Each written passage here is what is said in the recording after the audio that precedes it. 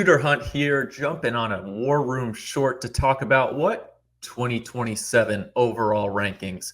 It's still very early in the process for these super softs, but they're already making an impact on the national stage. New number one, left-handed pitcher, outfielder, first baseman. He can do it all. Jared Grinlinger, Huntington Beach product in Southern California. The sweet left-handed hitter can really bang gap to gap. The power's there. Great bloodlines. His brother Trent, Mississippi State recruit, senior there at Huntington Beach. On the mound, one of the top starters for Huntington Beach, which is a premier power program, 90 to 92, feel for 4 pitches. He can really hit. I love the way that the bat works right now. Always want to bet on those aggressive athletes, especially early on from the left side with that flick. Number 2, Graham Keene, kid from Mount Lebanon High School in Pennsylvania.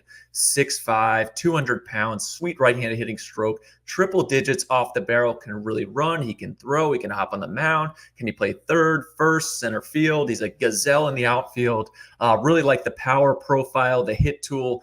With David Shields, who got signed for about $2 million with the Pirates or with the Royals this past year, Graham Keene might have been the best prospect on the field each time Mount Lebanon plays. So he's up to number 2. Chase Fuller, number 3. Shortstop, third base, right-handed pitcher. He can do it all. Panhandle kid, Lincoln High School. Really love the way that he played early in the spring. Had a big summer. I think the upside and ceiling might be the highest in the class right now. Really premium athlete who can impact the baseball from the right side. Rylan McMahon, left-handed pitcher from Clay High School. Those left-handed arms in this class are really shining right now. He's up in the low 90s. He's got a chance to really blow up. Moves well, quick arm. It's whippy in there. At number 5, Jacob Seaman, the Sea Monster from North Carolina. One of the youngest players, might be the youngest player in the class right now that we've seen, but can really swing it. His timing and ability to slow things down at the plate. He's from North Carolina. Great prospects coming out of there. He's going to continue to blossom. I'm sure there's some Walker Jenkins comparisons coming in the future. We won't do that yet, but the Sea Monster has a chance to really rise. Lash Henderson at number 5. Talk about guys who can really go get in the outfield. Center fielder can really go gap to gap and shut things down.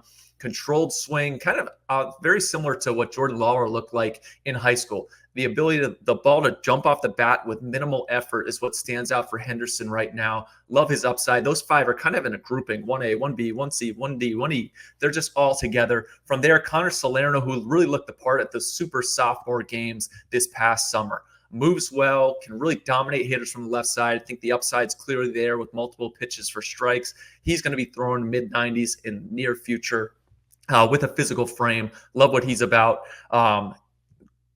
Grant Westfall, shortstop, outfielder, another premium athlete who can really do it. He played with building champions this summer, really made an impact on the national stage, especially at the National Program Invitational, the NPI at Lake Point. Really kicked things off where this is a can't-miss guy. Can cover the plate, can really run, hits it hard, gets out of the box in a hurry. That speed is going to be a factor in the future. But the fact that he's still about 6'2", 6'3", developing, growing into that frame, there's so much to like about his premium upside. Max Hemingway, who's one of the more polished hitters in this class.